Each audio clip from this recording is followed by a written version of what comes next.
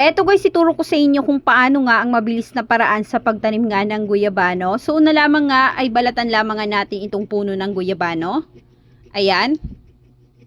At pakatapos nga natin itong mabalatan ay kaskasin lamang nga natin ito dito ng mabuti.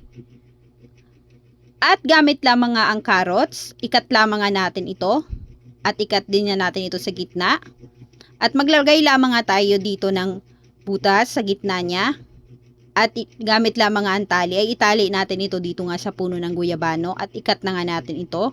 At kailangan nga natin dito ng disposable cup, ilagay lamang nga natin siya dito at gamit lamang nga ang electrical tape, pagdikit natin at maglagay na nga tayo dito ng lupa. Ayan, punuin lamang nga natin ito ng lupa.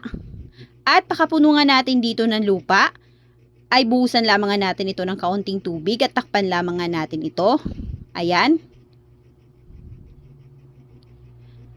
At after 45 days nga, ito na nga siya, di ba? So, ayan na nga. So, alisin muna nga natin itong electrical tape at disposable cup para makita nga natin kung ano nga ang naging resulta niya.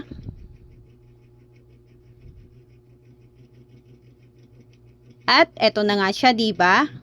So, ayan, nagkaroon na nga siya ng maraming ugat.